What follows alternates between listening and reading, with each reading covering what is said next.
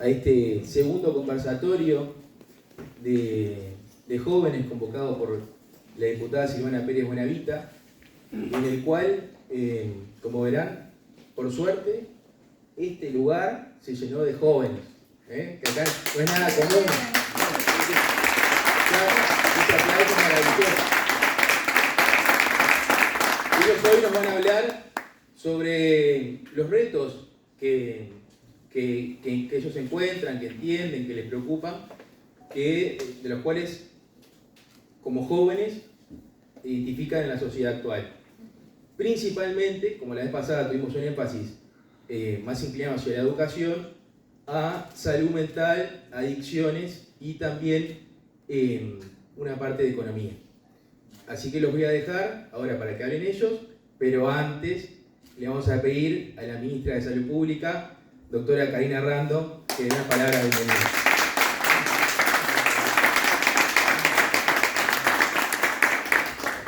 Muchas gracias. Bueno, esto no estaba previsto, pero realmente es una gran emoción estar acá frente a un panel tan distinguido y realmente tan corajudo, ¿no? Con tanta valentía para sentarse ahí. Realmente es una alegría. Yo lo que les quería contar a ustedes y también a ellos es que en el Ministerio de Salud Pública nosotros consideramos que la voz de los adolescentes, niños, niñas y adolescentes es fundamental, tanto que tenemos un consejo asesor honorario en el área de adolescentes, que ustedes sabrán. El Ministerio de Salud Pública tiene un grupo de 20 jóvenes que son la voz de los jóvenes en el Ministerio, que nos asesoran a nosotros, ellos nos asesoran a nosotros para la generación de políticas de salud, tanto en lo que es salud mental como en lo que es adicciones y en otros temas. Pero como todos saben, esos dos temas son temas fundamentales, son ejes, columna vertebral de lo que son los programas en los últimos tiempos en el Ministerio, sobre todo con jóvenes, y ellos han sido quienes han propuesto muchas de las propuestas que se dijeron en el Parlamento en el Plan Nacional de Salud Mental que se hará desde el momento que tengamos los fondos. O sea que fueron ustedes quienes hicieron esas propuestas y para nosotros fue sumamente importante y enriquecedor. Consideramos, y voy a dejarlos con este párrafo nomás que cuando venía para acá lo vi. Sostenemos que la participación de los adolescentes y los jóvenes en la constitución de las políticas de salud es un derecho fundamental, reconocido por la Convención sobre los Derechos del Niño de las Naciones Unidas. Este tratado internacional establece que los niños, niñas y adolescentes tienen derecho a expresar sus opiniones en todos los asuntos que les afectan y sus opiniones deben ser tomadas en cuenta en función de su edad y de su madurez. Por eso, felicitaciones a ustedes, felicitaciones a ti también, Silvana, por tenerlos en cuenta. Gracias.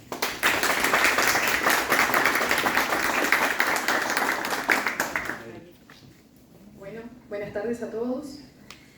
Queremos en esta oportunidad agradecerles a las autoridades aquí presentes, a la ministra Karina Rando, a la consejera del Consejo de Formación en Educación, Patricia Revelo, por la Agencia Nacional de Vivienda, María José Fernández, a la edil Adriana Valcárcel, al director del INCU, Felipe Polié, al diputado Juan Rodríguez y al senador Marcos Mentor.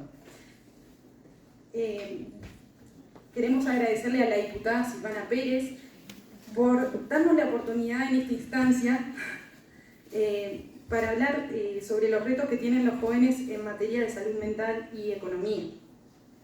Y agradecerles también a todos ustedes por darse el tiempo de venir hasta aquí, a la Casa de la Democracia, para escucharnos exponer sobre temas de actualidad y que aquejan a los jóvenes.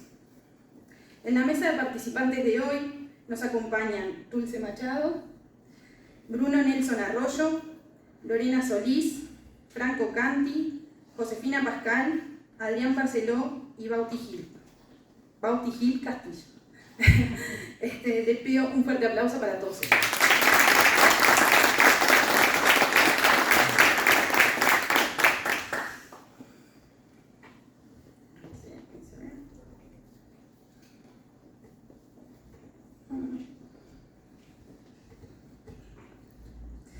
El tema que queremos compartir en esta oportunidad es el de salud mental y, con relación a esta, la economía o en particular el clearing.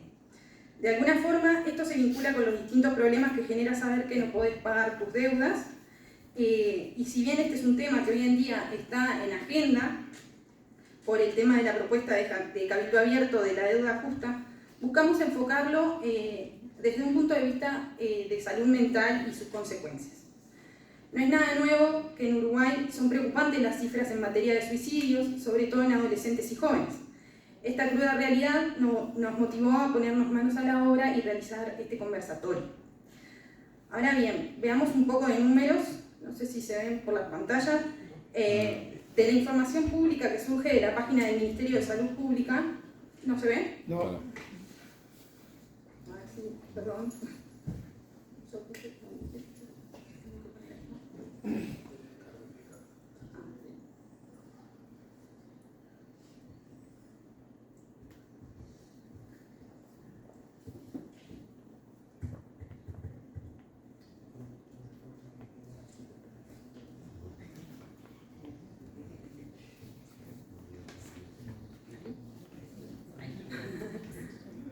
Muchas gracias.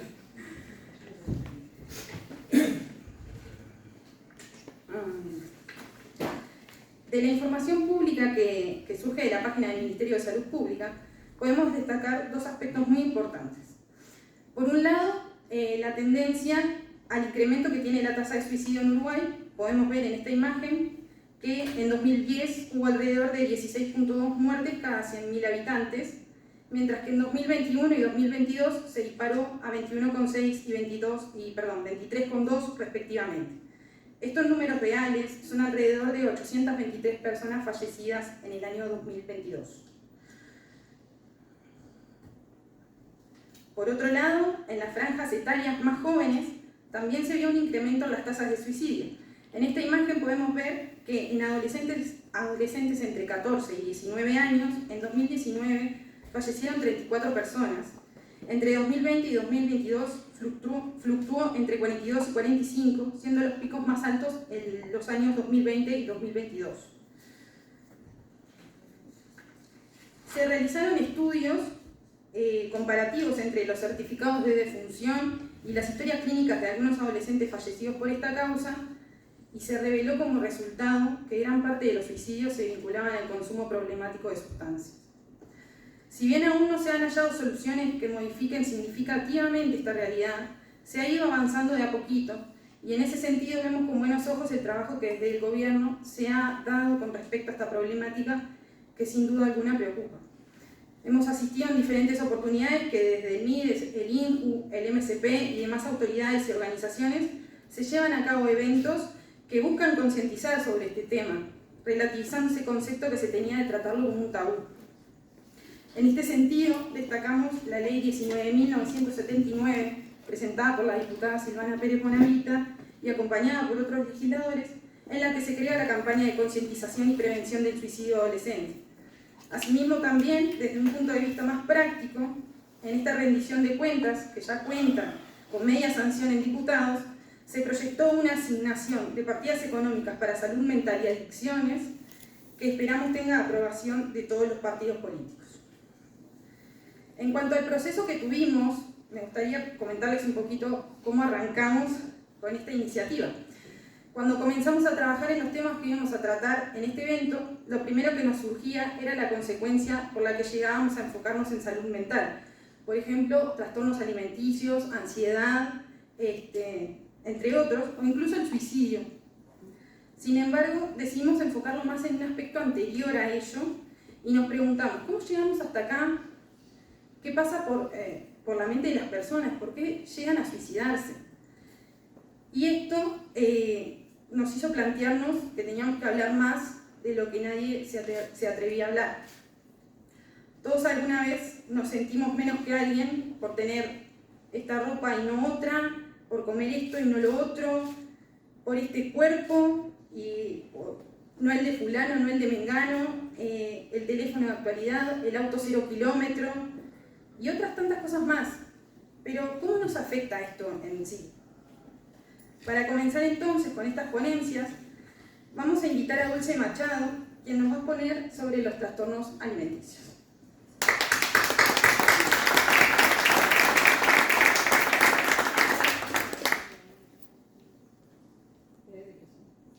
Me corrijo en este caso, Dulce Machado va a hablar de depresión.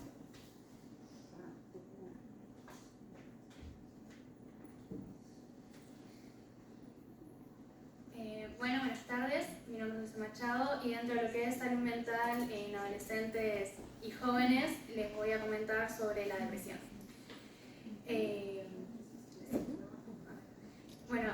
Como bien dice ahí en la publicación Situación de Bienestar Psicosocial y Salud Mental en Adolescentes y Jóvenes de Uruguay, se menciona que 6 de cada 10 adolescentes van a padecer en algún momento de sus vidas un mini cambio en su salud mental, no grave, pero que un 10% va a padecer un cambio en su vida que va a afectar a su vida cotidiana dentro de lo que es su salud mental.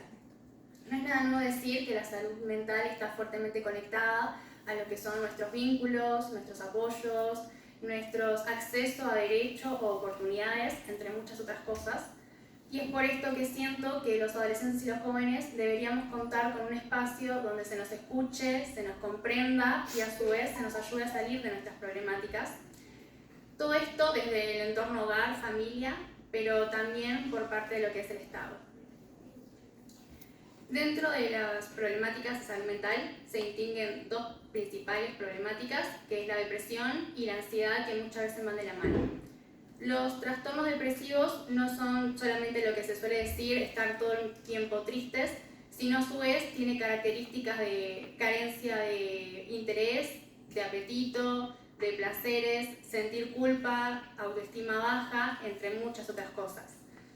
De la mano de esto se ve la ansiedad y puede llegar a ser un trastorno de ansiedad. Entonces, la diferencia entre esto y la ansiedad son esos cambios físicos que tenemos como personas frente a situaciones de mucho estrés, riesgo o nervios, como lo es sentir que nos falta el aire, respiración agitada, palpitaciones, manos sudorosas, temblores, entre muchos otros.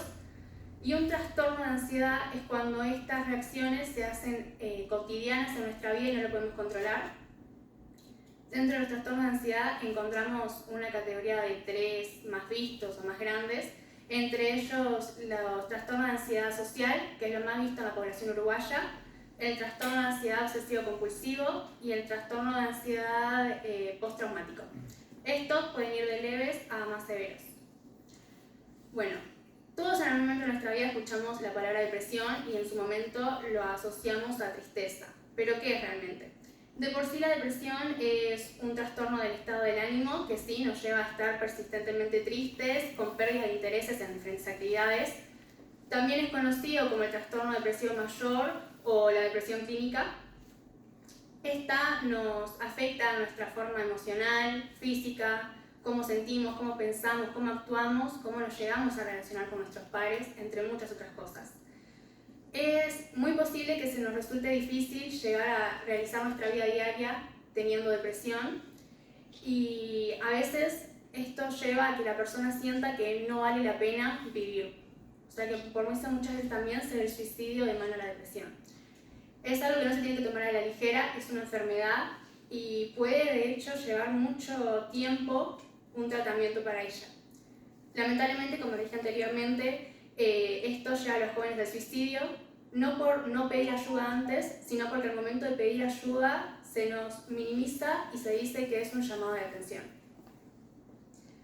Hace unos meses a nuestro país se aprobó la línea de ayuda a adolescentes y jóvenes, que la idea me parece bien, pero no del todo correcta, ya que de por sí el joven se ve afectado desmedidamente a un uso de pantallas constante y comunicación a larga distancia. De por sí es muy común en un joven que no confía al 100% en una línea desconocida para contar sus problemáticas o conflictos. Como una forma de alternativa a esto, se podría ver esa línea presencial para generar así un vínculo de confianza entre el joven y la persona que lo va a ayudar o tratar. En mi centro educativo realicé una encuesta de salud mental y eso, y se dio que más del 90% le gustaría asistir a una cita con psicólogo para ayudarse y al momento de preguntar por qué no lo hacen es porque no cuentan con los medios económicos para hacerlo, ya que lamentablemente en nuestro país la salud mental es cara. También como estrategia para abordar este tema, se me ocurrió que en los centros educativos se puede hacer talleres para padres, ya que generalmente los adultos son los primeros en minimizar la salud mental. Desde, por ejemplo, un joven va y le plantea a sus padres que quiere ir a terapia o que se siente mal o siente que puede tener depresión, y son los primeros en minimizarlo y decirle que es un tema de edad, a su edad todo el mundo está triste o tiene problemas, ya se le va a pasar, no es depresión, y que no llame la atención. Bueno, realmente no es un tema de edad ni de todo lo que se le dice, es una enfermedad, tiene que ser vista como tal y ser tratada.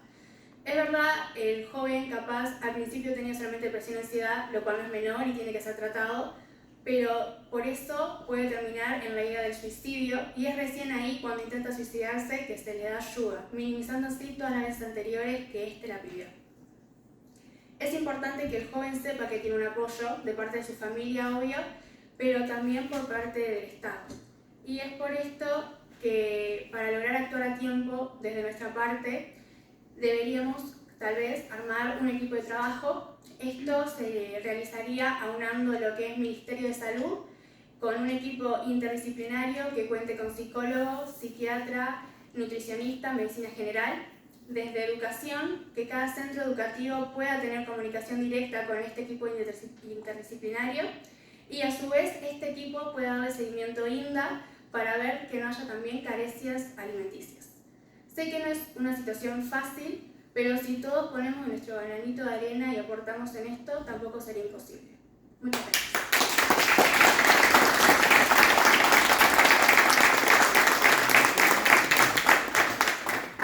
Muchas gracias, Dulce. Le damos la bienvenida y le agradecemos al senador Guillermo Domenech.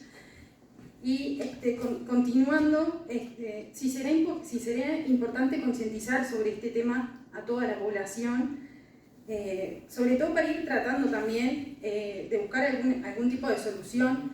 Recién en este momento me acordaba, si bien yo cometí un error en pensar que ibas a hablar de trastornos alimenticios, justo ahora me acordé de que también es parte del tema de lo que tú estabas hablando, del proyecto de ley que hoy cuenta con media sanción, que presentó también la diputada Pérez Bonavita, con respecto a concientizar sobre los trastornos alimenticios. O sea, me parece que es súper importante darle esa información a la gente, concientizar sobre algunos temas, y es bueno para la salud en general.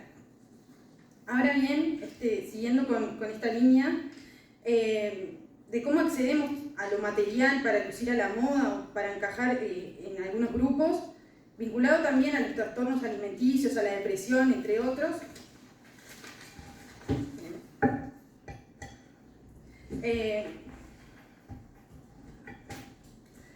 A veces nos endeudamos hasta más no poder, nomás con la idea de llegar a alcanzar lo que sea, ya sea tener un auto, ya sea la mejor ropa, el mejor teléfono, etc. Entonces, en esta oportunidad vamos a darle la invitación, vamos a invitar a Bruno Nelson Arroyo para que nos cuente sobre clearing y sus consecuencias. Gracias.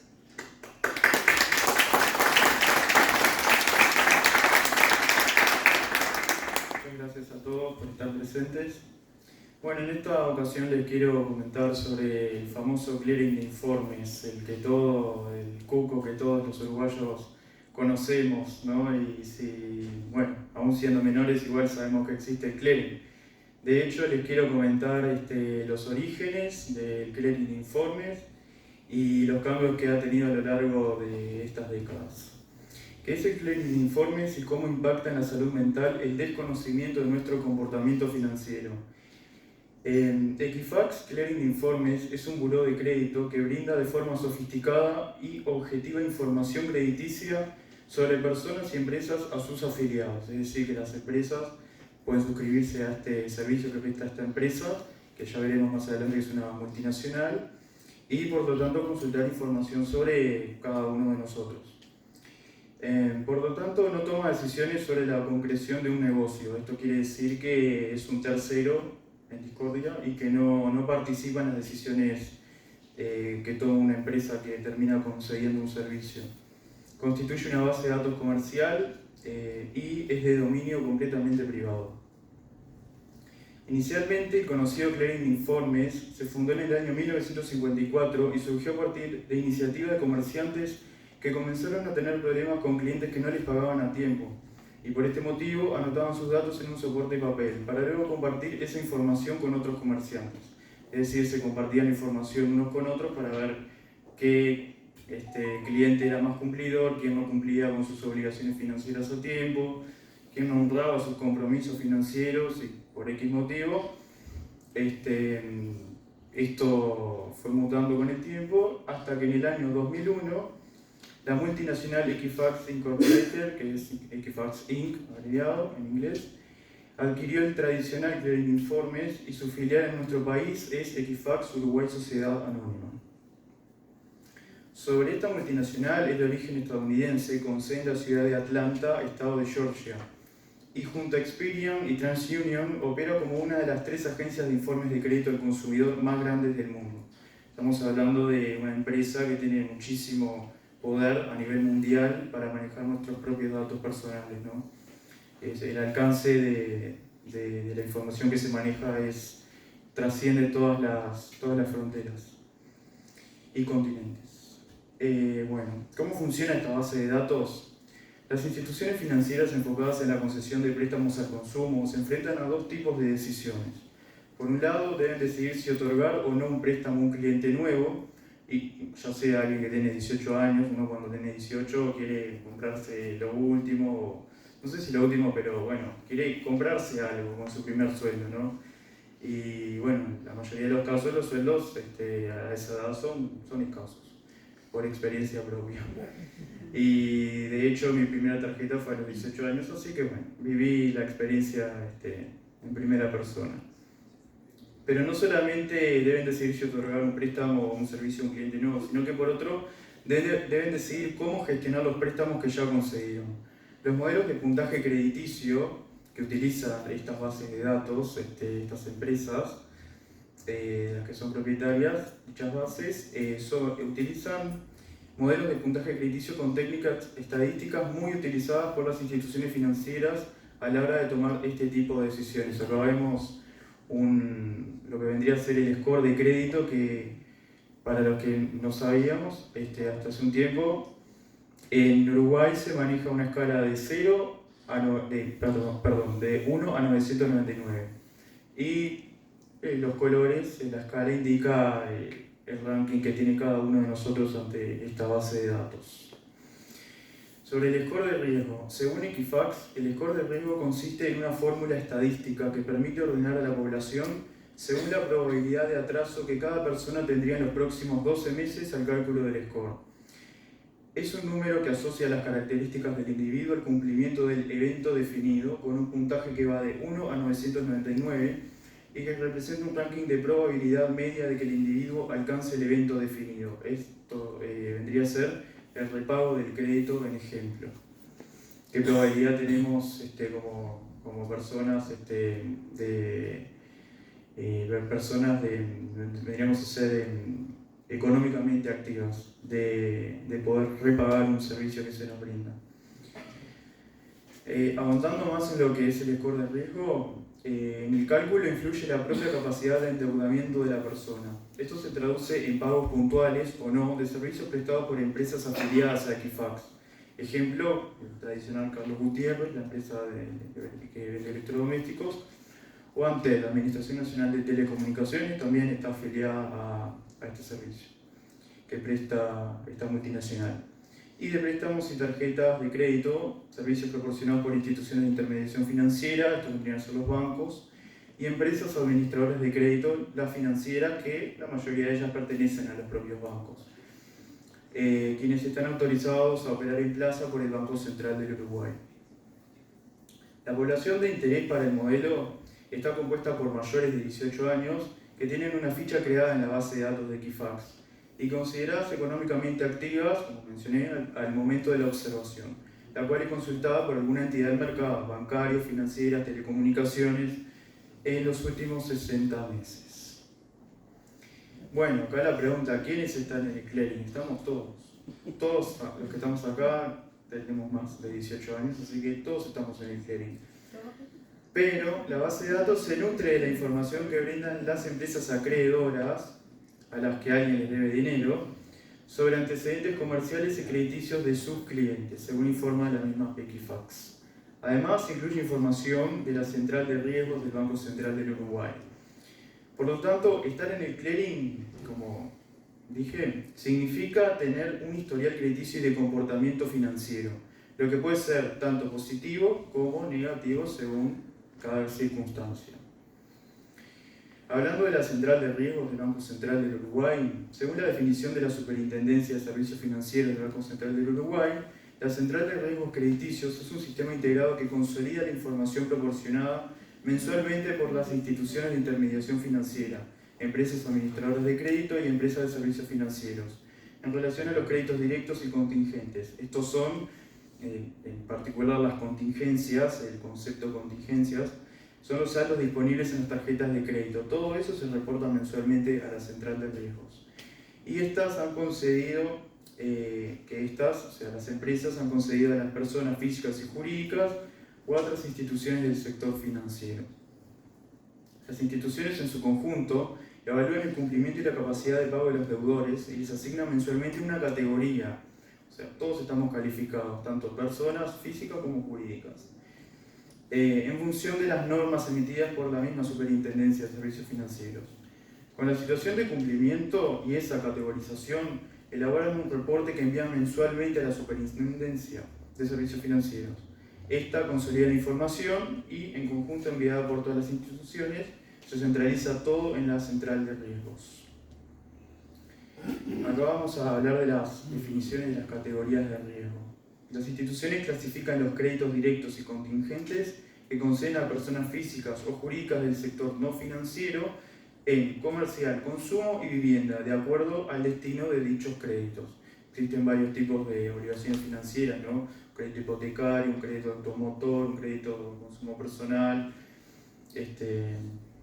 Y ahora vamos a hablar de las categorías. Categoría 1A, operaciones con garantías autoliquidables admitidas. Básicamente, el acreedor puede recuperar fácilmente el dinero que presta mediante la ejecución de la garantía. La categoría 1C corresponde a deudores con capacidad de pago fuerte. Los clientes puntuales o con operaciones de menos de 10 días de vencidas, que somos los que tratamos de pagar todos los meses puntualmente las cuentas. La categoría 2A corresponde a deudores con capacidad de pago adecuada. Presentan atrasos mayores o iguales a 10 días y menores a 30 en los pagos. La categoría 2B corresponde a deudores con capacidad de pago con problemas potenciales. Esto significa que son deudores con atrasos mayores o iguales a 30 días y menores a 60 días en los pagos. Acá se evidencian ya problemas de cumplimiento en las obligaciones financieras y la cosa se empieza a complicar cuando pasamos a la categoría 3, que significa deudores con capacidad de pago comprometida. Son deudores con atrasos mayores o iguales a 30 días y menores a 60 en sus pagos. Asimismo, es la mejor categoría que pueden ser incluidos los deudores con operaciones vigentes que presentan en el resto del sistema, de operaciones con mala calificación, es decir, que yo puedo tener un incumplimiento con la empresa X, no le pagué nunca más, pero igualmente a la empresa Z le pago puntualmente todos los meses, pero igualmente la empresa X me va a calificar con la categoría 5, así que por ende la empresa Z, bueno, la X, me va a calificar de manera mejor, así que me va a asignar no la 1C, sino la 3, porque es la mejor calificación que se puede tener teniendo la categoría 5. La categoría 4 incluye deudores con capacidad de pago muy comprometida. Se trata de deudores que presentan atrasos mayores o iguales a 90 días y menores a 120 en el pago de sus obligaciones, entre 3 meses y 6 meses de no pagos. Y la categoría 5 corresponde a deudores irrecuperables. que de esto vamos a hablar en breve. Son deudores que presentan operaciones con atrasos mayores o iguales a los 120 días. Y estos casos particulares evidencian claramente casos de incobrabilidad. Haciendo un particular énfasis en la categoría 5, casi 700.000 personas están calificadas como deudores irrecuperables. Un informe de la Asociación de Empleados Bancarios del Uruguay, basados en datos oficiales, indican que la situación afecta a 1 de cada 4 uruguayos mayores de edad económicamente activos. Eso quiere decir que 1 de cada 4 personas está en esta clasificación, lo cual habla demasiado de nuestra propia economía y de la falta de educación financiera que existe en nuestro país. Hablando sobre la información que manejan estas dos bases de datos, una de dominio público y otra de dominio privado, según la Ley de Protección de Datos Personales, 18.331, en su artículo 15 indica que toda persona física o jurídica tiene derecho a solicitar la rectificación, actualización, inclusión o supresión de los datos personales que le corresponda, incluidas en una base de datos, al constatarse error o falsedad o exclusión en la información de la que se es titular. Y según el artículo 14, la información debe ser proporcionada dentro de los 5 días hábiles de haber sido solicitada. Vencido este plazo y sin que el pedido sea satisfecho, o si fuera denegado por razones no justificadas de acuerdo con esta ley, quedará habilitada la acción de habeas data. O sea, yo puedo reclamar por la vía civil que se me dé la información que estoy solicitando porque estoy en mi pleno derecho de acceder a mi propia información. La información debe ser suministrada en forma clara, exenta de codificaciones y en su caso acompañada de una explicación en lenguaje accesible al conocimiento medio de la población de los términos que se utilicen, cosa que, por experiencia propia, los informes que emite Clearing de Informes, Equifax, no son muy accesibles a la vista, pero bueno, eso ya es otro problema aparte.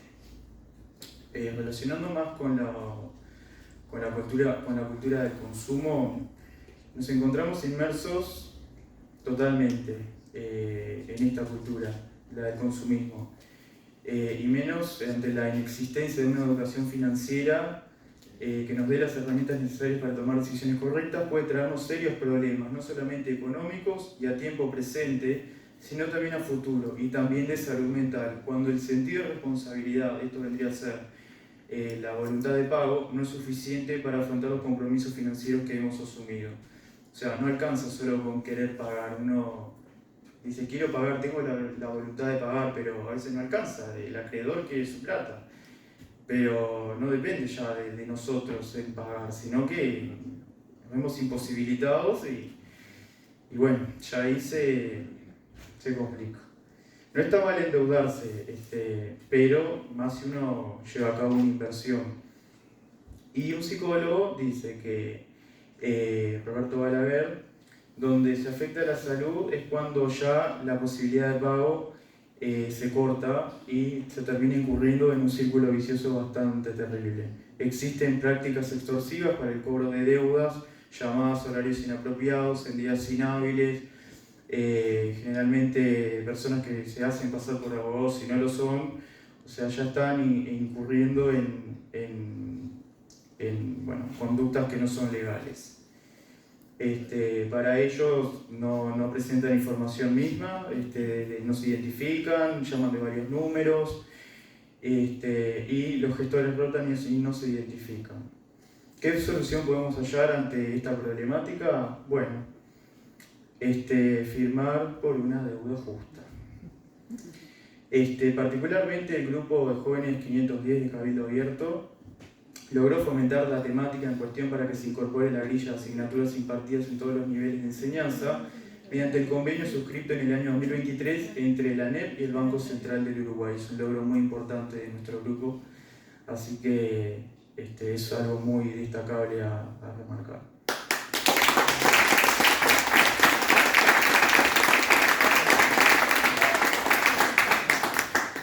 Para ir finalizando, cerca de 1 millón de uruguayos estamos registrados en el Clearing de Informes, pero no de buena manera, sino con una denominada muerte civil, que es cuando no podemos acceder a prácticamente nada. Vamos ante él, pedimos que nos financien un celular en cuotas y dicen no, ustedes se encuentran en el Clearing. La reforma fija un tope a los intereses y permite cancelar las deudas pagando lo justo.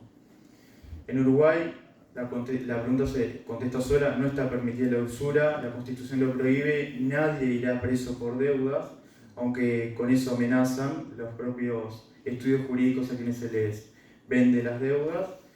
Y bueno, para ir cerrando, hoy en día casi 700.000 personas, uruguayos compatriotas, están catalogados como categoría 5 en el Banco Central, figurando como deudores irrecuperables. Se propone una reforma constitucional bastante interesante, plebiscitando un tope a los importes que se cobran por usura, así que esperemos que estas ideas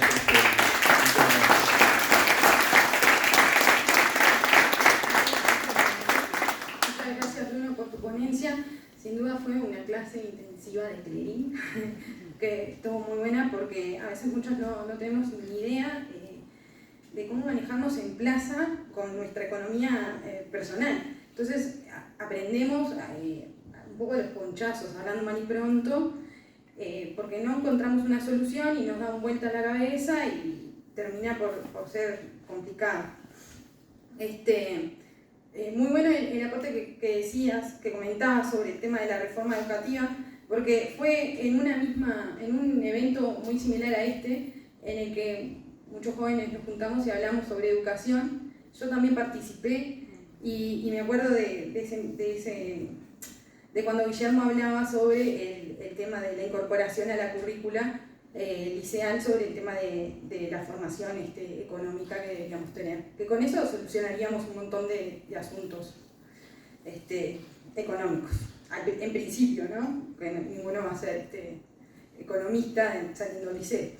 Pero estaba buena el aporte. Muchas gracias.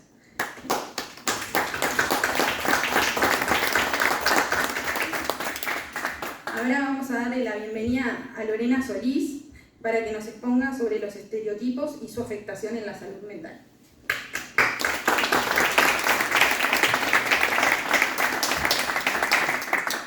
Bueno, muchas gracias a todos por acompañarnos. Gracias a la diputada Silvana Pérez Bonamita por la organización y a todas las autoridades que nos acompañan. En el día de hoy voy a hablar sobre la autopercepción con un enfoque en las redes sociales y cómo afecta a la salud mental de los más jóvenes. Previamente vamos a ubicarnos en el contexto actual que estamos viviendo, la posmodernidad.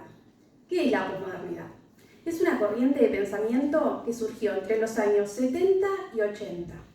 Esta corriente de pensamiento rompe las estructuras del ideal humanista, del desarrollo de la ciencia y del progreso. Eso lo podemos ver reflejado, por ejemplo, en que aunque biológicamente solo existen dos sexos, masculino y femenino, actualmente se utiliza la denominación género para todo lo que debemos aceptar y no podemos encasillar ahí. Es decir, la ciencia queda en segundo plano. Además, existe una crisis de valores. Vemos como la estética está por encima de lo que guardamos en el intelecto. Quiere decir que ya no importa lo que tú seas, importa lo que aparentes ser.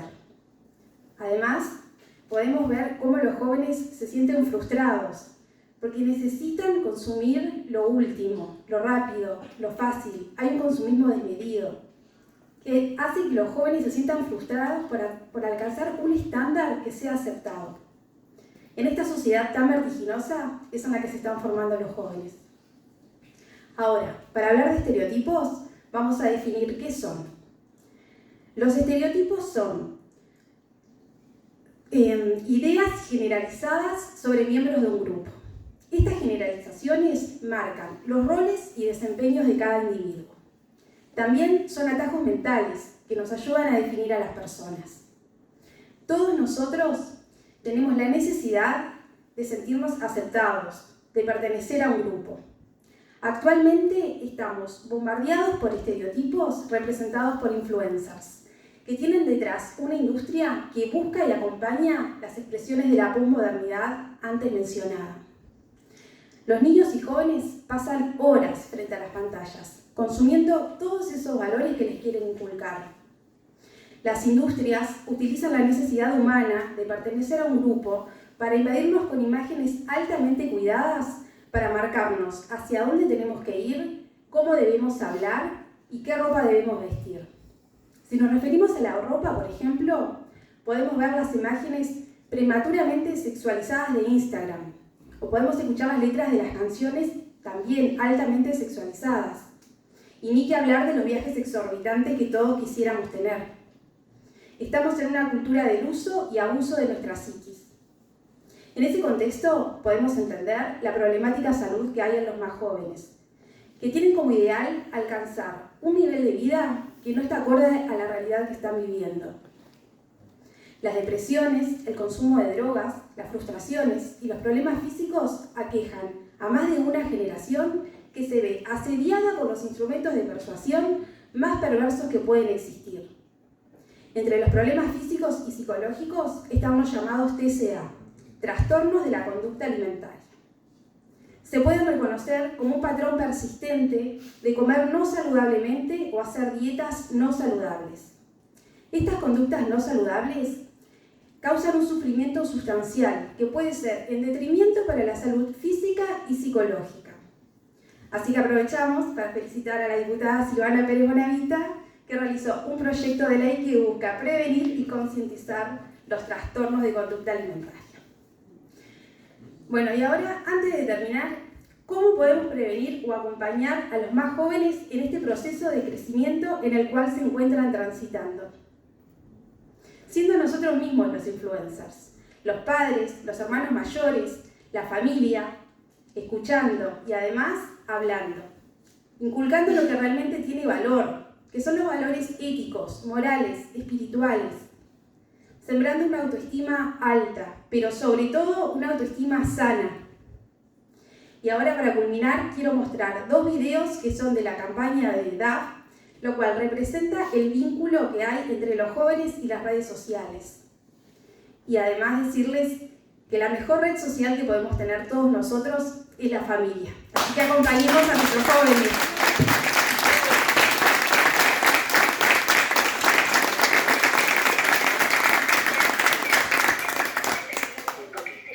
Eliminando apetito con gomitas para bajar de peso. Estoy flaca a nivel 1000. Las pestañas postizas son muy fáciles de pegar. ¿Todo bien? Sí, mami.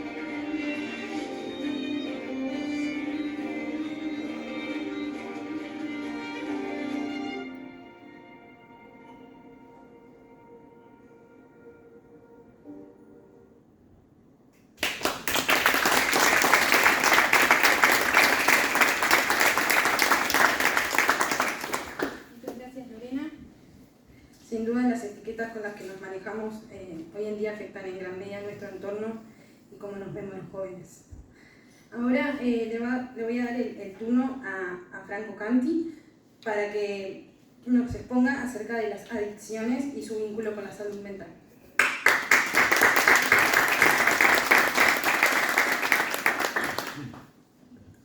Hola, ¿cómo están? Muchas gracias por invitarme. Puntualmente a mí me toca tal vez un poco hablar de lo que se está haciendo y lo que se va a hacer en adelante, y creo que en realidad antes de entrar de lleno en eso es muy importante que reconozcamos el trabajo de todos los gurises al preocuparse, al estudiar, al llevar adelante este tipo de temas, y creo que es fundamental que esto se hable y mejor lugar para hablarlo es aquí. Y agradecerle nuevamente a Silvana por ser la que está impulsando estos temas, la que está trabajando y la que se está preocupando, y no solamente porque sea alguien joven, sino porque eso habla de que el gobierno tiene gente que se preocupa por los temas que le preocupan a la sociedad, porque no olvidemos que los gobiernos son eso, son un reflejo de su sociedad, y un gobierno que se está preocupando realmente por lo que nos preocupa a los jóvenes, más que nada, porque yo puntualmente creo que somos una generación que habla de los temas, que los discute y que se preocupa, y eso es algo muy importante y algo que hay que destacar. Pero yo creo que entrando a lo que son las adicciones y conectándolo con la salud mental, yo quiero entrar más que nada en algo que comentaba hoy la ministra, que es el Plan Nacional para la Salud Mental y el Tratamiento de Adicciones, que para los que ya algunos tal vez lo han escuchado o lo han visto, es un programa que se presentó aquí con la rendición de cuentas, que le otorga 20 millones de dólares a todo este tipo de problemas. Consta de dos ejes fundamentales, que son la prevención y la promoción, y el tratamiento, la inclusión y la rehabilitación. ¿Por qué se pone esto sobre la mesa? Bueno, quedó más que claro que es un problema que hay que atacar. Y como bien decía al principio, el gobierno no es ajeno a eso, la coalición multicolor no es ajena a eso y se preocupa por los temas. Cuando hablamos de la prevención y la promoción, creo que tal vez algunos ya han visto la campaña Ni Silencio ni Tabú, que se está promoviendo desde el INJU. Y bueno, este plan lo que hace es fortalecer los recursos para esa campaña, que es hablar de los temas. Porque lo principal, como mucho comentaba Lorena, como lo decían los compañeros anteriores, es que hay que escuchar a los gurises, hay que estar arriba de la gente. Todos tenemos ese amigo que, como escuchamos a lo primero, o está deprimido, o se cansa, o a veces lo invitamos y no quiere venir. Y esos son señales que muchas veces pasamos por alto. Y pasamos por alto y no le damos atención hasta que pasa algo. Entonces, ¿qué es lo que promueve? Bueno, hablemos de los temas. No es un tabú, no es un silencio que hay que llevar adelante. Ahora, hay una consigna que es Uruguay previene. ¿Bien? Entonces, se trata del silencio ni tabú, pero también hay algo muy importante, que es que se crean 7 centros de inclusión y promoción social que van a atender jóvenes entre 14 y 24 años, y se plantea llegar a 700 jóvenes en simultáneo. Miren si es importante, estamos hablando de 700 jóvenes atendiéndose, y además se plantea llegar ya en 2024, si no me equivoco, Pipe, corregime, que supongo que él lo va a aclarar después, pero se plantea atender a 35.000 personas en un año. Y vaya si es importante, y vaya si ha cambiado la mirada de Uruguay en frente a estos problemas. Ahora, en cuanto a lo que son las adicciones, creo que es más que claro la situación en la que el Uruguay se encuentra. Creo que no es ajeno que si no me equivoco, hace unos días ha salido una encuesta que hablaba de las personas en situación de calle, y el 92% había tenido problemas o tiene problemas con las adicciones. ¿Qué sucede? La gente sale y no tiene dónde rehabilitarse, o lo que hay no es suficiente. ¿Y por qué es importante que hablemos de cifras y hablemos de dinero? Porque todos estos problemas conllevan a que hay que darle soluciones, y para dar soluciones hay que dar recursos. Recursos que antes tal vez había, pero no se usaban donde se tenían que usar, que era atender a la población, que era escuchar a los jóvenes y decir, bueno, acá hay un problema, ¿qué vamos a hacer? ¿Le vamos a dar los recursos o vamos a seguir mirando para el costado? Y eso no está pasando, y es lo importante a destacar de que está llevando adelante este gobierno. Ahora, para decirle, por ejemplo, un ejemplo en el tema de adicciones, se van a crear 5 centros nuevos en la Ciudadela. O sea, la gente va a tener dónde ir a atenderse. Se hablaba, por ejemplo, de... Voy a leer una parte que me parece la más importante tal vez, es: se ampliará la red pública de servicios de salud mental y uso problemático de drogas. Son 5 centros en Ciudadela. Entonces, ¿qué está haciendo el gobierno? Está buscando soluciones, y lo está buscando brindando recursos. Y además de los 20 millones de dólares que obtienen este plan, quiero agregar que se agregan 120 millones que se le dan al Hospital de Clínicas para la hospitalización de corta estancia, atención ambulatoria y emergencia, que eso fue votado y fue votado por nuestros diputados y merece reconocimiento. Así que felicitaciones. Y creo que lo importante es saber y entender que el gobierno está haciendo cosas, que vamos por buen camino y que nos estamos preocupando de lo que nos tenemos que preocupar. Así que adelante y muchas gracias.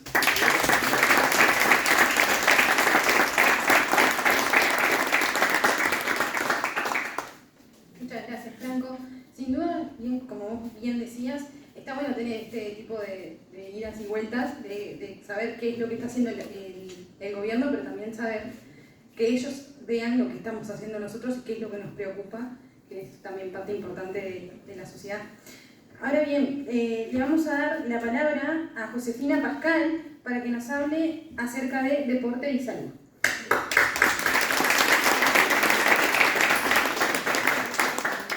Bueno, buenas tardes, muchas gracias por el espacio, más que nada. Me quería presentar, yo soy Josefina, soy deportista, por eso es más que nada el rumbo de la charla, digamos. Y en realidad lo tomé por dos grandes lados. El primero es cómo afecta el deporte, la actividad física en nuestra salud mental. Y después tengo dos historias de deportistas y cómo les afectó su carrera deportiva en la salud mental. Y la pregunta que lleva a la presentación es si están realmente conectados estos dos ámbitos. El primer foco es el deporte y la salud mental como la realización de actividad física. En realidad están conectados, obviamente, y tienen muchísimos beneficios en nuestra salud mental. Nos genera disciplina, nos genera constancia. Si encontramos un buen deporte que nos guste hacer, también puede ser hasta una forma de escape de el resto de cosas que tengamos. Por ejemplo, si no estamos pasando bien en el liceo o en el trabajo o donde sea, también es una forma como de escaparse un rato de eso y no seguir pensando. También conseguir un grupo nuevo de personas para conocer. Nos hace liberar 4 hormonas que a nivel neuronal nos hace sentirnos mejor, como son la endorfina, serotonina, oxitocina y dopamina. Nos hace sentirnos mejor, liberamos estrés. La serotonina, por ejemplo, nos hace sentir más felices. Como decían, la depresión es la carencia de serotonina, por ejemplo. Nos ayuda con el sueño también. Muchas veces las personas que están en tratamiento porque no pueden descansar bien de noche, generalmente les mandan a hacer actividad física también para que puedan descansar mejor de noche. Estos beneficios que tiene el deporte se extienden a todas las edades, también porque nos ayuda también con nuestra memoria, a aprender. Entonces, ¿qué pasa? No solo ayuda a jóvenes, sino que también se recomienda mucho a personas mayores para que no pierdan la memoria y que luego por enfermedades degenerativas se enfermen. Después, el segundo foco, como lo están viendo ahí en la pantalla, es la salud mental y los deportistas en particular. La salud mental del deportista puede afectar el rendimiento deportivo de este. Muchas veces pasa que por no tener un buen entrenamiento o una buena performance, digamos así, en cierto lugar, por ejemplo en una competencia o en un partido, muchas veces el deportista se ve o frustrado o estresado o pierde la motivación de seguir entrenando. Entonces esto también, lo que yo veo que pasa muchas veces es que en casi todas las federaciones y casi todos los clubes deportivos hay psicólogos deportivos que están al pie del cañón, digamos, para charlar sobre cualquier cosa. Sí es verdad que muchas veces es muy difícil o conseguir hora o no se puede. Entonces, muchas veces lo que termina pasando es que el deportista, o si tiene el buen trato con el entrenador, por ejemplo, y se siente cómodo para hablar, lo va a terminar hablando con su entrenador, que no es profesional, sí lo puede aconsejar desde la experiencia deportiva, pero muchas veces pasa que su estado mental no es solo por el deporte. Capaz que cosas externas, en la casa, en el liceo, en cualquier otro ámbito puede afectar. Entonces, lo mejor siempre es un profesional de la salud. Un profesional que nos pueda orientar y ayudar con esto. Pero para ejemplificar mejor, hay dos historias que les quiero compartir. La primera es de Michael Phelps, es un nadador estadounidense. Erika. Gracias. La primera es un nadador estadounidense, creo que todo el mundo lo conoce, es muy conocido por, bueno, es el mayor medallista de la historia, pero no solo se conoce por la cantidad de títulos que tiene, sino porque aportó muchísimo al mundo del deporte en general. Estuvo internado en una clínica 45 días, para el principio, primero. Con 15 años, en 2000, empezó su carrera deportiva y logró sus primeros Juegos Olímpicos. Luego en 2004, pero no llegó mucho, digamos, luego en 2004 clasificó otra vez a los Juegos Olímpicos y sí instauró un récord y ganó varias medallas. Entonces esto lo hizo ser más conocido porque era muy joven. Y meses después, en Estados Unidos, él estaba manejando alcoholizado y lo encuentran y sale como noticia mundial. Lo dejan, no le permiten nadar por un tiempo, o sea, competitivamente no lo permiten nadar, y él sale a pedir disculpas. Entonces su reputación por esto cae un poco. Luego él sigue normal hasta 2014, que tiene otro episodio más o menos parecido, alcoholizado y con marihuana, y un amigo suyo, Ray Lewis se llama, que es jugador de la NFL, le aconseja que vaya a una clínica psicológica, porque cree que puede estar en un cuadro depresivo. Así que él se interna 45 días en esta clínica y decide que los Juegos Olímpicos de Río 2016 iban a ser los últimos y se iba a retirar. Para dejar la vida de la competencia y la presión que le causaba. Ahora se dedica a charlar sobre el tema, se retiró, le fue muy bien, ahora se dedica a charlar sobre el tema, da charlas en empresas, a deportistas, en todos los ámbitos da charlas de esto. Y dice, él cuenta que no habló antes con nadie porque le da miedo el rechazo que podría causarse en cualquier ámbito, porque el deportista estaba visto como que estaba solo para eso. Ahora creo que es mucho más amplio, pero estaba solo para eso y no le podía como ocurrir nada. Y ahí está la frase que dice, cuando el mundo entero lo consideró un semidios olímpico, nos mostró su lado más humano.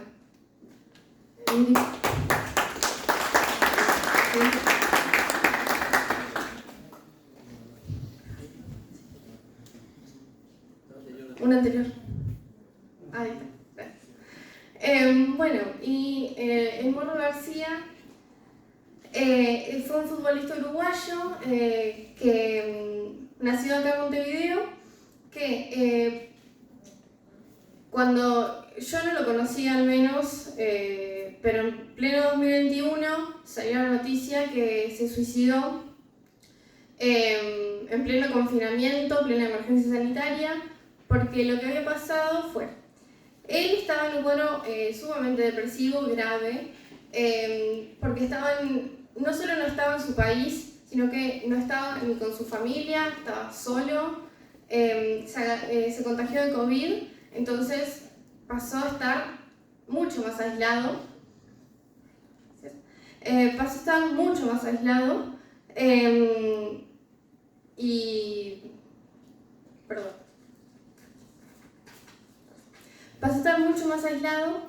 Y esto hizo que dejara de contestar teléfono, dejara de contestarle a sus amigos, a su familia, nada. 2 días después de que su familia se empieza a preocupar mucho más, lo encuentran fallecido en su apartamento en Buenos Aires. Esto es una situación, en mi opinión, que si hubiera sido atendida a tiempo, porque también estuvo el presidente del club en el que estaba jugando, que lo categorizó de mal líder, que no estaba en forma, todo esto porque él estaba pasando por este tratamiento psicológico. Entonces, claro, él no tenía ganas tampoco de entrenar y estar en forma, estaba concentrado en otra cosa. Entonces, la conclusión de esta historia es que siempre hay que estar atento a las señales que nos da la otra persona. Ya lo habían dicho, pero siempre hay que estar atento a esas señales, también nuestras propias señales que nos da nuestro cuerpo, que a veces, como vivimos en una sociedad que es todo muy rápido, entonces queremos todo ya y no nos damos cuenta de nosotros mismos a veces, ni del otro. Entonces, más allá de ámbito deportivo o no deportivo, siempre hay que fijarse en el otro, de por qué capaz de un momento para el otro no es igual que antes, sí. Después, la salud mental es muy importante. Si no la tenemos bien, digamos, o si no la trabajamos al menos, tenemos desequilibrio. Nuestro cuerpo nunca va a estar bien porque nos falta algo. Entonces, siempre hay que acudir a un profesional. Muchas veces hay muchas personas que, aunque no están como diagnosticados con nada, no es que sean o depresivos o tienen ansiedad o un trastorno alimenticio, solamente acuden a un profesional para charlar sus temas, para que no pueda, porque eso hay que hacerlo a tiempo. Muchas veces si salta.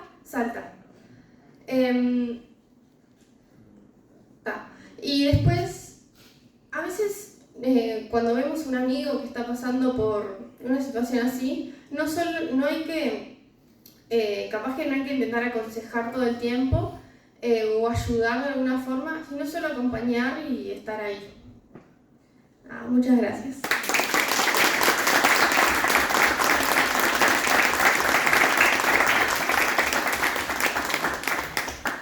Muchas gracias, Josefina. Para ir finalizando con este diálogo sobre salud mental y economía, aunque antes habré de mencionar que no por ser los últimos son los menos importantes, vamos a darle paso a Adrián Barceló para que nos comente en qué estamos con respecto al bullying y qué nos proponemos en esta ocasión, y a continuación tendremos el testimonio en primera persona de Bauti Gil Castillo.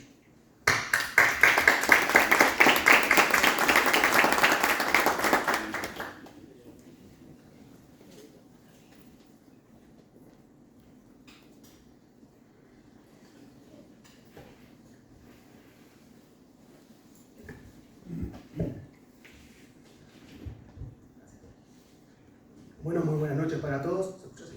Sí. Buenas noches para todos. Yo voy a tratar un tema que acontece lamentablemente mucho en nuestra sociedad. Se da a nivel mundial, realmente es una verdadera pandemia, yo personalmente lo defino de esa manera. Y lastimosamente Uruguay no es la excepción a este tipo de prácticas, que es el acoso escolar o también denominado bullying, se lo conoce comúnmente de esa manera. Y la pregunta que nos vamos a hacer es: ¿cómo estamos en Uruguay respecto de esta situación? Justamente es lo que nos estamos preguntando y la respuesta es una sola: estamos mal.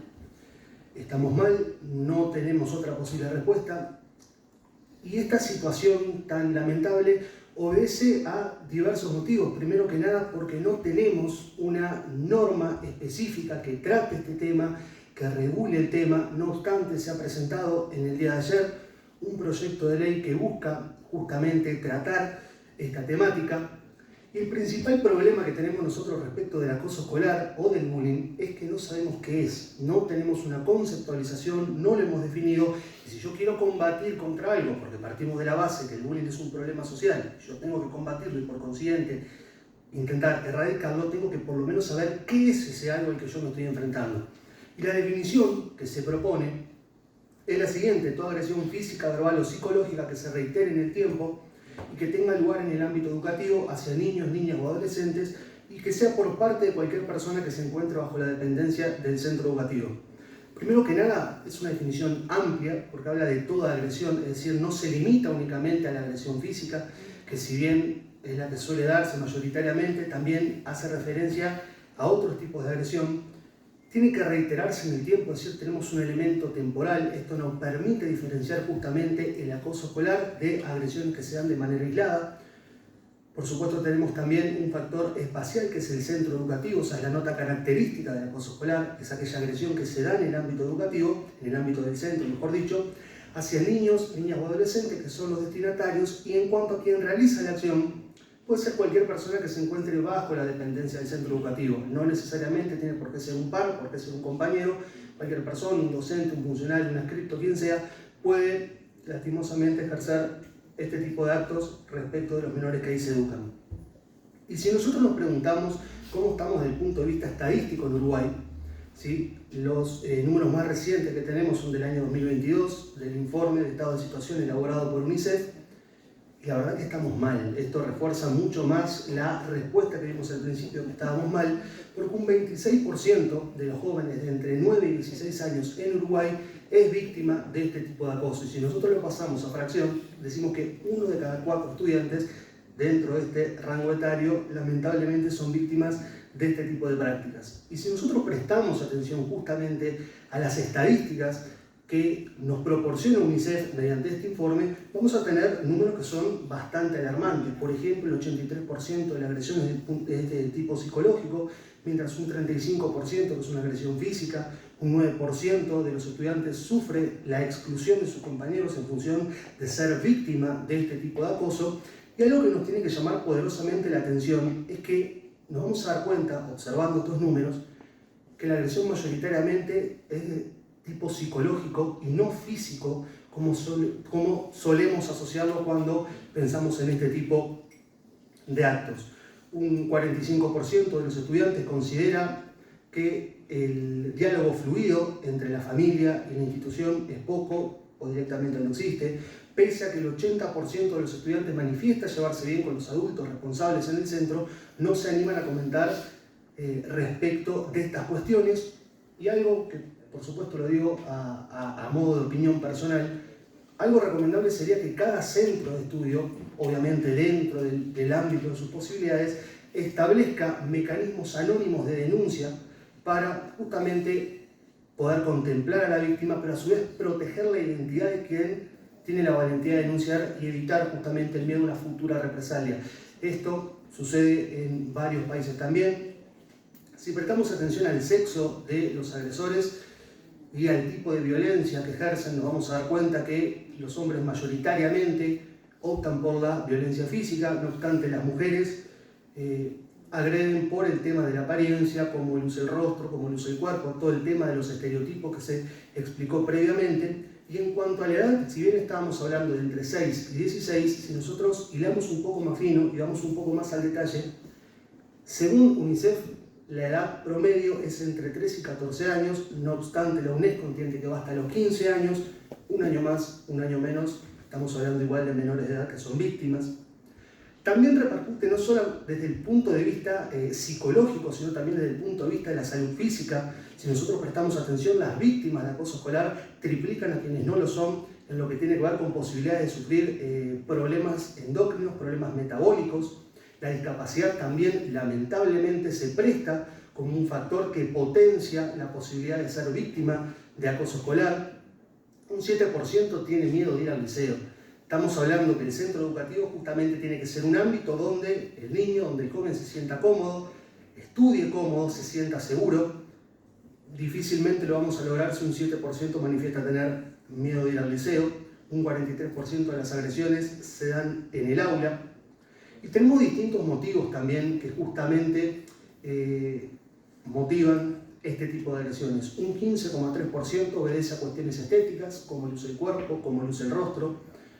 Tenemos un 10,9% que obedece a raza, color de la piel, entre otros motivos.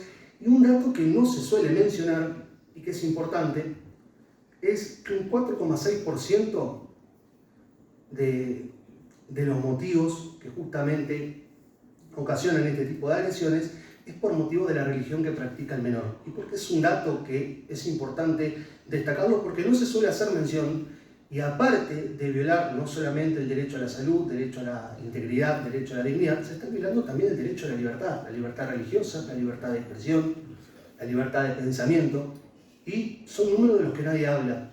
Hoy en día donde parece que la discriminación es únicamente por cuestiones de género, tenemos otros motivos también que son reales además y que no se presta atención. Seguimos con la salud mental. 3 de cada 10 adolescentes mujeres han pensado en lastimarse o herirse a sí mismas justamente por ser víctimas de este tipo de prácticas. Y después el suicidio, que es un tema que nos preocupa realmente a todos. Un 23% de los adolescentes, de los jóvenes, de los niños que fueron víctimas de acoso escolar han pensado por lo menos en suicidarse o lo han intentado, respecto a un 12% de quienes no lo son. Es decir, la posibilidad de el día de mañana tener ideas suicidas es mucho más grande en aquellos menores que han sufrido acoso escolar respecto a aquellos que afortunadamente no lo han sido. Y lastimosamente, la causa del suicidio en menores de edad en Uruguay, el 19% obedece justamente a hechos de estas características. No obstante, hay jóvenes que han optado por alguna solución profesional, que la han buscado. Y si seguimos con las consecuencias, podemos seguir hasta mañana. Un 30,3% comienza a consumir alcohol a temprana edad. Acá entra justamente el tema de adicciones, que se habló previamente, la adicción al alcohol.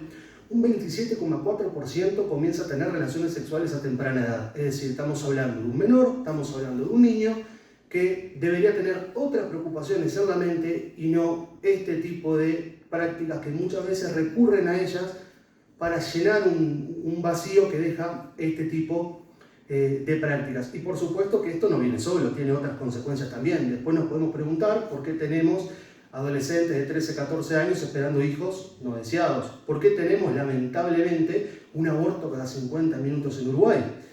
Y fíjense que si nos prestamos atención a los últimos 3 años en materia de aborto, 3.631 fueron entre jóvenes de 16 y 19 años. Pero bueno, el aborto es legal y parece que no importa. Pero si nosotros lo vemos desde este punto de vista, quizás encontramos un posible factor que incide en el número elevado que lastimosamente tenemos de aborto en Uruguay. Por supuesto tenemos nuevamente las ideas suicidas, los índices de menores que se sienten solos. Y este es un dato que llama la atención, 17,2% no podía conciliar el sueño. Vaya si están afectando. Y si nosotros comparamos a Uruguay con el resto del mundo, hoy en un principio la pregunta era cómo estamos en Uruguay y dijimos mal. Acá si nos comparamos con el resto del mundo la respuesta cambia, no es mal, es peor. Vamos de mal en peor, como se dice comúnmente, estamos en el horno. Y esto surge también de los datos estadísticos, no es algo que diga yo. La UNESCO elaboró un ranking de los 20 países que tienen más casos de acoso escolar en el territorio. Uruguay lastimosamente integra este ranking, estamos ubicados en el puesto 14 y superamos a Bélgica, Italia, Suecia, Francia, Dinamarca y Noruega. ¿Por qué leo estos 6 países? Porque Uruguay tiene, con suerte, 3,5 millones de habitantes, no tenemos los números oficiales del último censo, todo indicaría que no llegaríamos. Y le ganamos a países como Bélgica, que tienen 11 millones de habitantes, países como Francia, que tienen 69 millones de habitantes. Es decir, realmente tenemos, como dije originalmente, y lo digo por supuesto a título personal, una pandemia en materia de acoso escolar. Y una posible solución es una ley. Una ley, nosotros partimos de la base de que la ley es el instrumento que tiene el derecho justamente para proteger y garantizar los derechos de los demás. Tenemos varios artículos que protegen a los menores en su salud, en su integridad, en su dignidad. Lastimosamente no tenemos una ley que nos diga cómo lo tenemos que hacer, no tenemos un procedimiento a seguir. Y justamente el incremento exponencial de los casos, así como la forma en la que ha evolucionado la manera de ejercer la violencia y las consecuencias negativas que tiene este tipo de prácticas en los menores de edad, hacen de manera urgente necesaria la discusión de una ley. Artículo 7 de la Constitución consagra distintos derechos, por supuesto de los menores también, el Código de la Niñez y la Adolescencia que prohíbe un trato discriminatorio. Estos son dos artículos que nos dan claramente un puntapié inicial para lo que es un proyecto de ley de acoso escolar. Un artículo 13 y 19 que me impide ocasionarle un daño a cualquier persona, lo que se conoce como deber genérico de no dañar, y obviamente un 1324 por el cual yo respondo no solamente por el daño que causé, sino por el daño que causan las personas y las cosas que yo tengo bajo mi dependencia. El párrafo tercero del Código 1324 incluye a los directores de los centros educativos. Tenemos también desde el año 2013 una ley 19.098 que declaró de interés nacional la confección de un protocolo en este sentido. Por supuesto, brilla por su ausencia, faltó sin aviso, lo estamos esperando hasta el día de hoy. No obstante, se han confeccionado por parte de la ANEP dos protocolos que están completos y que nos indican cómo tenemos que actuar. Y es viable esta norma porque desde el punto de vista del derecho civil se cumplen con los tres elementos para que una responsabilidad sea efectiva. Un hecho ilícito, además está decir que la agresión reviste ilicitud, un daño a aquella lesión que se origina como consecuencia del hecho y por supuesto un nexo que conecte ambos elementos. No seríamos el primer país en el mundo y en la región que tenga una norma de este tipo. Argentina, Brasil, Chile, México, Perú son algunos países que han legislado al respecto. Y a modo de conclusión, podemos decir que este proyecto de ley que se presentó es un proyecto completo, es un proyecto que trata el tema, que brinda definiciones específicas que no teníamos hasta hace un tiempo en nuestro ordenamiento jurídico, que realmente trata el tema como se debe.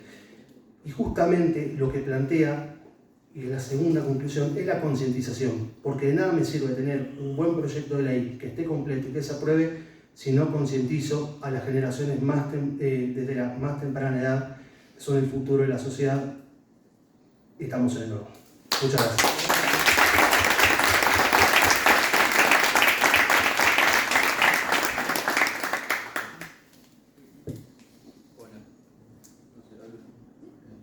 Hola. Uy. Como dice un amigo del otro lado del charco, hola a todos. Bueno, espero qué desafío hablar después de tan buenas exposiciones. Primero que nada agradecerle a Silvana por la invitación y agradecerle a Rubén también. Bien. Como bien dijeron, a mí me toca hablar un poco de lo que fue mi experiencia personal con el bullying. Fue hace mucho tiempo atrás, esto fue entre el año 2016 y el año 2017. Pero más que contar las causas, más que contar qué fue lo que pasó, que quizás se sentara en detalles un poco más morbosos, sí me gustaría relatar algo muy importante y creo que se asocia al proyecto de ley que están presentando, por lo que tengo entendido, que es qué pasa en los colegios, en los liceos, en las escuelas, y qué pasa también en las familias que son golpeadas por el bullying. Yo quiero decir, en base a mi experiencia personal y experiencia de otras personas que conozco, que hoy por hoy en Uruguay ningún centro educativo está realmente preparado, o por lo menos muy poco si es que hay alguno, para afrontar este tipo de temas. Quizás porque se niega, quizás que porque hasta esta época era muy común barrer eso por debajo de la alfombra. A mí me toca escuchar muchas veces gente decir, de buena fe, no quiero demonizar, que el bullying forja carácter. Es mentira que el bullying forja carácter. Muchas personas se suicidan, personalmente estuve al borde. Por lo cual, considero que es un tema que está visto como cosas que pasan en otros países, pero como bien mostró él, no pasan en otros países, pasan también acá y Uruguay está bastante mal. No solamente que los centros educativos no están preparados, sino que también pareciera que les da más o menos lo mismo. tanto en mi caso como en caso de otras personas que conozco, cuando se le iba a plantear esto a los grandes equipos de psicólogos que tienen varios colegios, si es que tenés la suerte de ir a uno donde hay un equipo de psicólogos, generalmente dicen, bueno, sí, citamos una charla, citamos a no sé qué, y en realidad realmente nunca se soluciona nada, porque también lamentablemente, sobre todo en la educación privada, a veces de repente tener que echar a alguien que hace bullying de la institución implica perderse no solamente la cuota de ese, sino que el hermano, del primo, y obviamente todo eso, en mi caso por lo menos influyó en un colegio chico del barrio Pocitos, donde, bueno, lo que le plantearon a mis padres básicamente fue, tiene que irse Bauti porque si no se va Bauti se me van 20.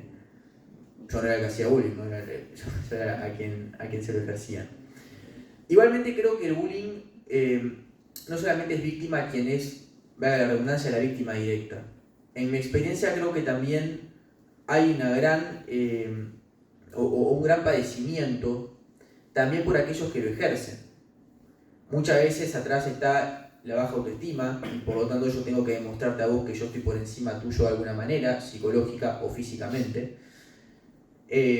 Muchas veces también están los problemas en la casa, situaciones de malestares psicológicos en general no bien atendidos, que fue puntualmente lo que le pasó a uno que era quien lideraba la banda que se metía conmigo todos los días de mi vida durante 2 años. Quizás en aquel momento yo los odiaba, creo que hoy lo miro con otros ojos y entiendo cómo también las conductas sociales que adoptamos, cómo también el no tener determinada conciencia sobre estos temas terminan haciendo que las cosas se salgan muchísimo de control. Pero claro, quizás no los puedo responsabilizar a ellos ni responsabilizar a quienes seguían, a los que me vivían jodiendo la vida, pero hablando mal y pronto, sino que también hay que responsabilizar, como creo que pretende el proyecto de ley, a los adultos encargados de esta situación. Por tanto, yo por lo general detesto ponerme en el lugar de víctima, creo que son situaciones de las cuales lamentablemente mucha gente no sale, pero yo que logré salir tengo que poder sacar una enseñanza, tengo que poder aprender y tengo que poder entender por qué pasaba lo que pasaba. Yo obviamente me defendía, creo que quienes me conocen saben que cuando hay quilombo me gusta defenderme, pero claramente eso se fue de las manos, porque algo que empezó siendo una cosa de vez en cuando, de jodas, no sé qué, bueno, fue escalando y de hecho llegó incluso a generarle perjuicio a amigos míos que estaban por fuera de la institución, de quienes conseguían el teléfono, no sé cómo, y los llamaban a decirles que dejen de ser mis amigos o que también a ellos les iban a pasar cosas y a sus familias. Cosas que, es verdad, las hacían menores de edad, pero que obviamente no dejan de ser graves, por más de que de repente no midieran las consecuencias de lo que realmente estaban diciendo. Yo para cerrar, lo que quiero decir es, primero que nada, me alegra muchísimo y no sabía hasta que llegué acá que haya un proyecto que va a tratar este tema. Creo que es un tema que se ha puesto mucho por debajo de la mesa y creo que hasta que no se genere responsabilidad civil en relación a eso, seguramente siga sucediendo, que es lo que pasa hasta el día de hoy. Pero también les quiero hacer un llamado, sobre todo a los adultos, veo mucha gente joven, todos menos de 60 años por supuesto, que en este país es ser joven. Así que lo que quiero decirle a todos en realidad, tanto a los adultos como a los padres, pero fundamentalmente a los adultos, es que cuando uno ve un chiquilín que está mal, o un chiquilín que piensa que puede tener conductas que pueden ser agresivas con sus compañeros, con sus pares, bueno, hay que prestarle atención. Es lo mismo que, por ejemplo, hoy que se habla mucho de los comentarios sobre los cuerpos, como bien decía la compañera acá, no van más, cosas que antes teníamos naturalizadas no van más, o en grupos de amigos donde, por ejemplo, entre los hombres sucede mucho, se habla de falta de respeto respecto de mujeres o lo que fuera. Bueno, creo que lo mismo pasa con el bullying. O sea, si nosotros tomamos conciencia y somos capaces de nuestros círculos sociales, fundamentalmente los padres, de tener determinados comportamientos, de tener determinados comentarios, yo creo que eso ya ayuda. Porque lo que termina pasando, si no, es una especie de bola de nieve, donde naturalizamos cada vez más la violencia, y no solamente que naturalizamos lo mismo, sino que nos va pareciendo que lo que es un poco peor no está tan grave en realidad. También creo que es importante entender que un hijo nuestro, o un hermano nuestro, o lo que sea nuestro, puede también estar cometiendo bullying. Y no hay que demonizar a esa persona, porque creo que también parte del problema que pasó en mi experiencia personal al principio fue que se los demonizó, se sintieron demonizados. Eso lo entiendo hoy, pasados ya varios años. Creo que tampoco es la solución, porque si demonizamos a quien hace el acto violento, seguramente se encierre en esa violencia y no logre salir. es difícil escucharlo. Yo en aquel momento, obviamente que por mí quiere pasar un tren por arriba, pero en realidad si uno lo piensa, ya ha pasado bastante tiempo, creo que también eso es importante, porque si no jamás va a entender el agresor por qué es grave lo que está haciendo y por qué lo que se está realizando es intervenir, que creo que fue lo que nunca se logró. Así que bueno, nada, a estar atentos. Por supuesto que si alguien acá necesita ayuda, estoy más que disponible desde mi experiencia a ayudar. Creo que aquellos que puedan ir a un psicólogo o lo que fuera, creo que siempre es la mejor opción, pero tristemente no siempre se puede. Creo que hay referentes comunitarios en casi todos los lugares que igualmente te pueden ayudar. Creo que tanto iglesias, ONG, lo que fuera, creo que no hay que tener miedo a pedir ayuda. Porque obviamente lo peor que puede terminar pasando es alguien que termina con su vida o que termina con consecuencias psicológicas graves, como fue mi caso también. Así que bueno, nada, les agradezco mucho su atención, sé que es tarde, agradecer a los compañeros, agradecerle a Silvana nuevamente, a Roel, a la organización y especialmente a ustedes, al público, que si no estaríamos hablando a la pared. Muchas gracias.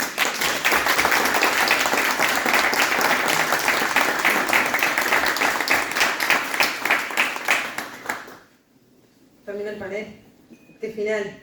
Muchas gracias, la verdad, a todos por haber venido. Todavía no termina porque, bueno, el director del INJU, que es un grande, que siempre nos escucha y que siempre está cuando le golpeamos la puerta, nos va a estar finalizando el acto, así que va a ser un placer escucharlo y le agradecemos. Pipe siempre está, siempre nos escuchaba todos estos proyectos, le golpeamos la puerta y nos vas para adelante, así que gracias, de verdad, por estar siempre. Y hoy los protagonistas, Bruno, Dulce, Eri, espectacular, todos. Mi brother de la vida, Franco, ahí, que es como el hermano que nunca tuve, pero lo es siempre, cada vez que lo veo es igual. Y a mis abogados, Erika, Adrián, qué decir, son realmente los que hacen posible que llevemos estas leyes adelante. Son los abogados del equipo legal. A mí, como verán, me gusta trabajar con personas jóvenes porque nos dan todo aquello que los que ya estábamos pasados de los 30, un poquito, ya vamos olvidando, ¿verdad? Entonces, estamos legislando en materia del futuro, de lo que se viene. Y ellos, que bueno, son dos personas súper jóvenes, nos ayudan a todos esos obstáculos irlos dejando atrás para poder legislar en lo que se viene y en lo que se necesita. Así que cuando conocí a Adrián desde el primer día le dije quiero hacer algo por este tema de bullying, que me parece algo muy preocupante hoy en día en nuestro país. Y Adrián creo que a la semana tenía este proyecto totalmente encaminado y es la verdad que un aplauso porque es espectacular la ley que armó. Muchísimas gracias. A todos, Loren, que se pone arriba también el grupo de jóvenes, igual que Roel, que coordinó todo esto, con Eduardo, que está por ahí. Divina, Josefina, el deporte, qué tan importante todo lo que mencionaste al respecto. Y Bauti, te admiro mucho, ya te lo he dicho, nos hemos reunido anteriormente y sabes lo que pienso de todas las cosas que decís, a veces de acuerdo, a veces no, pero realmente es un gusto escucharte, porque sé que lo que decís, lo decís del corazón, y eso vale doble y realmente admirable, y te agradezco el testimonio, y fue un final espectacular, así que esperamos verte de nuevo. Tenés mucho para decir, nosotros lo que queremos es escucharlos a todos. Así que muchas gracias de verdad por este panel, y vamos a darle paso, por favor, cómo no, venir acá, al director de INJU, que es un grande también, que admiro muchísimo por todo el trabajo que está haciendo, y realmente un INJU que me hace sentir muy representada. Bueno, Pipe. Buenas noches. Para mí, nada, yo creo que Silvana dijo un montón de cosas y creo que lo más importante de hoy es, desde mi lugar, poder acompañar una actividad donde los jóvenes fueran los protagonistas. Creo que sus palabras reflejan muchas cosas, pero la primera, y tal vez la que se refleja en todo, es la complejidad que tiene este fenómeno. Este fenómeno que nosotros desde el Instituto Nacional de la Juventud tomamos como nuestra prioridad en la agenda. Y la tomamos la prioridad en la agenda no solo por los datos estadísticos que reflejan que es el tema más importante de las nuevas generaciones y es el tema más importante para nuestro país, porque en un país de 3,5 millones de personas, el capital humano, las personas y las nuevas generaciones constituyen nuestro principal activo y por tanto debemos cuidarlo e impulsar acciones concretas de la política pública para modificar este escenario. El diagnóstico no es un diagnóstico nuevo, es un diagnóstico que va mucho tiempo hacia atrás. Pero creo que por primera vez en la historia, como sociedad, hemos tomado la decisión de hacer cosas concretas que se reflejan en políticas públicas que esperemos que tengan el respaldo de todos los partidos políticos y que así quedó reflejado en la primera etapa, en la primera discusión que tuvo el proyecto de salud mental promovido por el Poder Ejecutivo, y ojalá así también se pueda reflejar en el Senado de la República. Porque realmente las cuestiones de salud mental son cuestiones profundas, las cuestiones que tienen que ver con el bienestar de las personas son cuestiones profundas, complejas, que requieren acciones de largo aliento. Nosotros desde el Instituto comenzamos un camino, que comenzó en el año 2021, primero planteando un diagnóstico de situación. Algunos de ustedes traían algunos datos de ese estudio que publicamos en el año 2021 con UNICEF. Y más allá de los comentarios que cada uno trajo a la mesa y su perspectiva, que creo que es valioso y que probablemente no todos estemos 100% de acuerdo con todo lo que cada uno dijo, pero creo que eso es parte también de la riqueza y la importancia de que este tema lo traigamos a la mesa desde la diversidad de opiniones, de visiones y de acciones. Nosotros del Instituto Nacional de la Juventud tomamos también el liderazgo y la oportunidad a partir de un proyecto que promovió la diputada Silvana Pérez Bonavita de ir hacia la práctica acciones concretas, y eso ha generado que logremos poner sobre la mesa este tema desde la perspectiva de los jóvenes. Así que celebro que desde la iniciativa de Silvana también se generen más espacios de esto. Hace algunas semanas terminamos un proceso de diálogo y de entendimiento, de construcción colectiva con jóvenes de todos los partidos políticos. Fue un espacio promovido por el Instituto Nacional de la Juventud en el entendimiento de que para que estos temas sigan en la agenda y para que estos temas efectivamente se conviertan en política de Estado, necesitamos generar acuerdos profundos y sólidos. ¿Y saben qué? Los encontramos.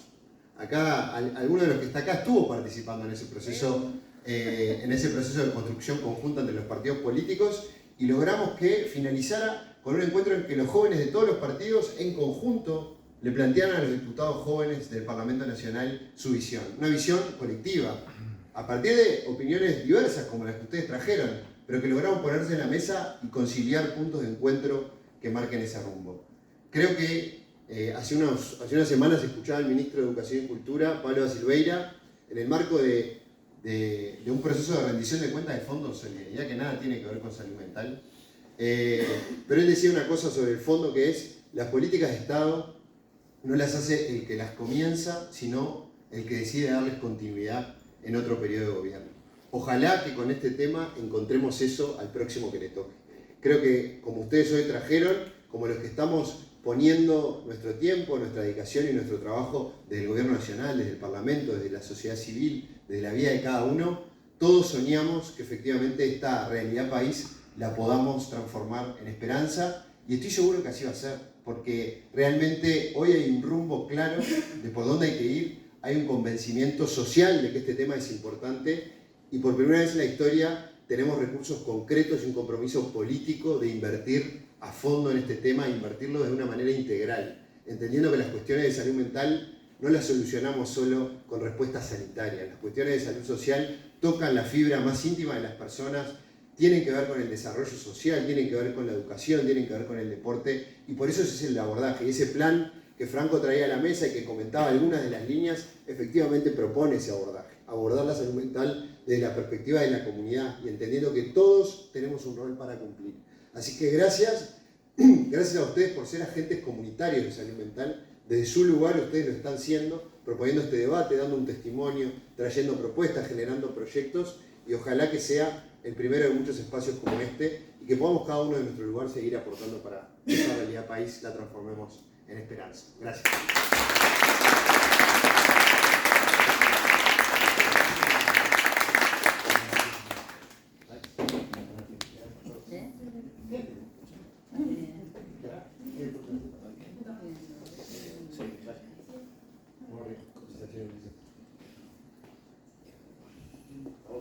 Una vez más, les agradecemos a todos por habernos acompañado, a las autoridades que estuvieron aquí presentes y que están. Gracias por escucharnos, por escuchar a estos jóvenes que buscan encontrar salidas a las problemáticas que nos aquejan. A la diputada Silvana Pérez Bonavita por la iniciativa, por permitirnos nuevamente estar aquí hablando en esta ocasión de salud mental y economía. A todos ustedes por acompañarnos y escucharnos, y por qué no llevarse alguna que otra reflexión. A los exponentes que con mucho trabajo y sacrificio le metieron para adelante con los temas que propusieron para conversar acá y para exponerlos con ustedes. Así que muchas gracias.